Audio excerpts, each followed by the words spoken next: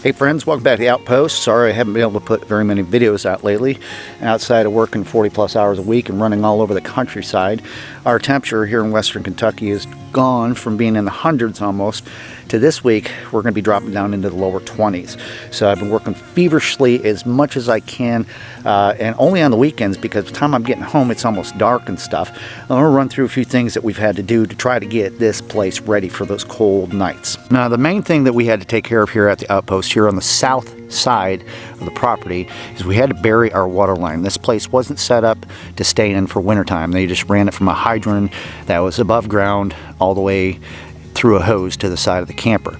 Well, we ended up having to trench about 30 feet, about 24 inch, almost 2 feet deep in this hard dirt. I've never dug anything so hard in my life, and I did it all by hand. And we got it in, and I'll show you the side where it actually comes in, what we had to do to get this thing ready for the... Alright, so what you see in front of you is half of a 55-gallon drum that's insulated. My neighbor that lives 2 doors down, which I helped do his plumbing in, has finished his cabin off.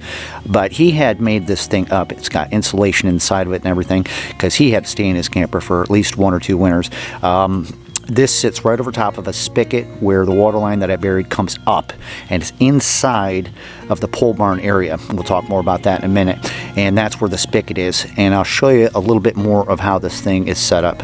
On top of this drum, which covers up our water main and stuff, is a heavy-duty piece of wood, and we've got a little bucket here that's got kind of a see-through. If you look in there, there's a little light that's indicating that my cord is plugged in, and I'll show you why, and a brick to hold that into place.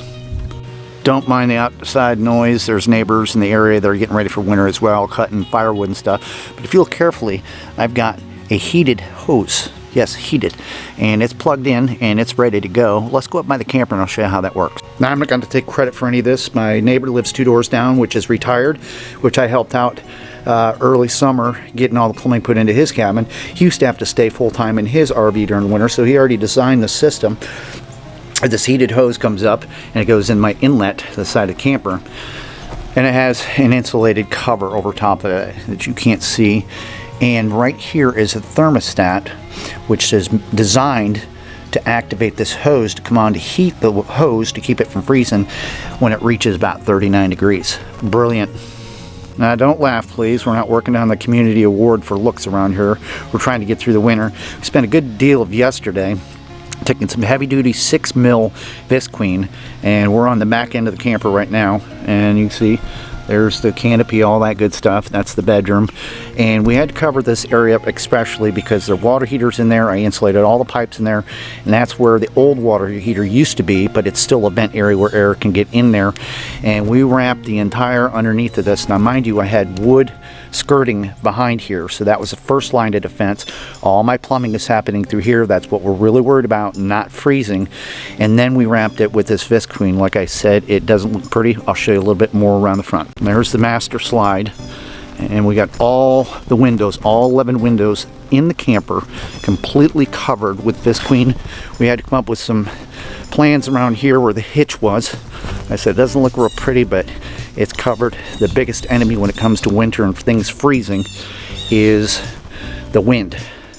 And you can't really see it, but I've got plastic in between the porch and the camper slid down all the way back to the back. So, and all the windows have plastic over top of them. Next thing I did on Friday of this last week, I went into a local metal fabricator and supplier, and I ordered all the panels for both sides, the south and the north side.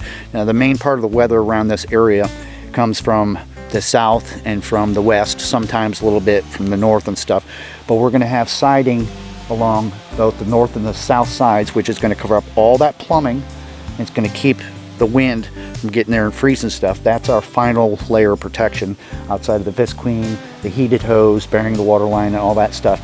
And we're going to have it on the other side as well. It cost me about 800 bucks, but these are panels that are going to eventually be on full time when we take and pull this camper out come springtime and build a cabin inside of here. And last but not least, to try to get us as ready as we can for the winter and stuff, here on the front end of the canopy and stuff, I got a 12 by 24 foot heavy duty tarp. I'm going to design a guide wire across here, connect it, fasten it down. It's going to protect the front end of the camper where a lot of that weather's coming in, and just have it so I have a little area I can open up, get up on my steps and go back in. And we're going to be leaving the back end of the canopy, the carport, open for the winter. That way we have some air. I can still sit up there on my porch in the evening time and stuff like that. Most of the weather and the air and the wind and stuff does not come in from the east side. Like I said, public enemy number one getting ready for winter is the wind chill.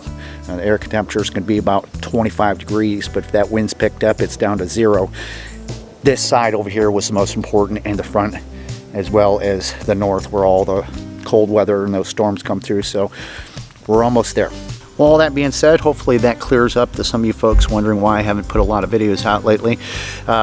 I think we're going to be ready. Hopefully, we're doing everything we possibly can. Like I said, this is all going to have panels on both sides, and then the back end will be open, and we'll have that big heavy-duty tarp in the front and stuff. This is my first time of actually being in a real winter in an RV. So the gentleman that lives next to me, he's helped me out quite a bit because he's had to go through the same thing, and he offered a lot of knowledge and a lot of help when it comes to being ready for these cold, long winter nights coming up here in Kentucky. Speaking of such, let's take a few moments and enjoy some of the beautiful colors of autumn here in Western Kentucky.